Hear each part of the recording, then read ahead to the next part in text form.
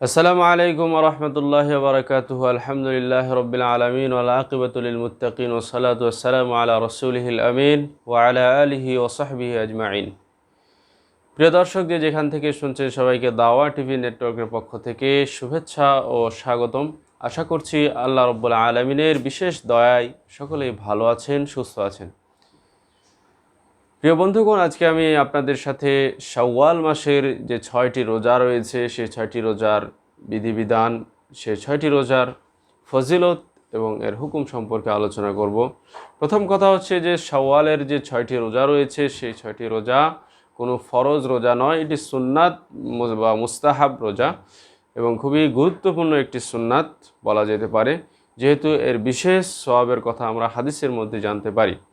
আল্লাহ রাসূল সাল্লাল্লাহু আলাইহি ওয়াসাল্লাম বলেছেন, মান সামা রমাদানা সুম্মা আতবাউহু সিত্তাম মিন শাওয়াল কানা কাসিয়ামিদ দাহর। রাসূলুল্লাহ সাল্লাল্লাহু আলাইহি ওয়াসাল্লাম বলেছেন, যে ব্যক্তি রমাদান মাসে রোজা রাখলো এবং রমাদানের পরে শাওয়াল মাসের 6টি রোজা রাখলো, সে যেন পুরো বছরই রোজা রাখলো। সুবহানাল্লাহ।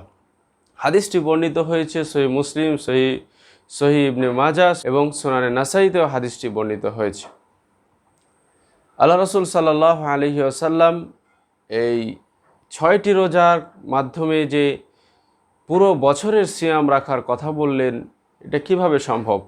আমরা রাসূল সাল্লাল্লাহু আলাইহি সাল্লামের অন্য হাদিসের মাধ্যমে জানতে পারি, প্রত্যেকটি নেকি আল্লাহ রাব্বুল আলামিন 10 গুণে বৃদ্ধি করে দেন। সুতরাং যদি আমরা একটি রোজা রাখি তাহলে আমরা 10 গুণ সওয়াব পাবো।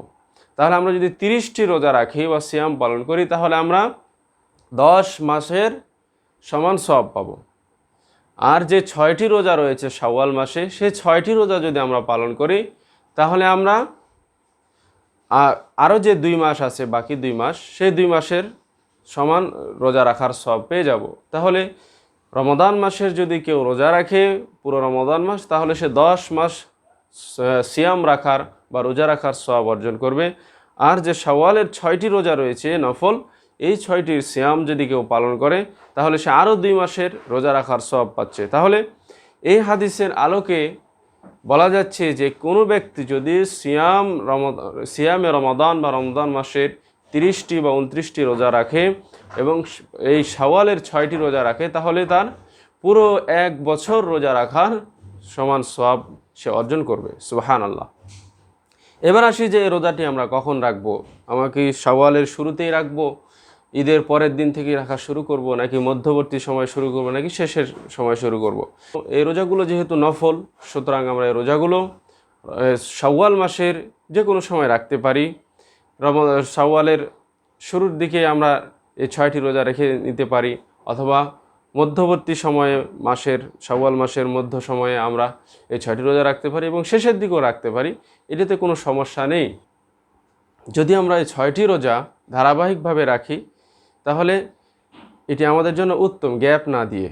অনেকেই আছে আজকে একটা রাখে, কয়েকদিন পরে আবার আর একটা রাখে, তারপরে আবার একদিন রাখে, এভাবে রাখা যায়। তবে উত্তম হচ্ছে সিরিয়ালি 6টি রোজা রেখে সমাপ্ত করা শাওয়ালের 6টি রোজা।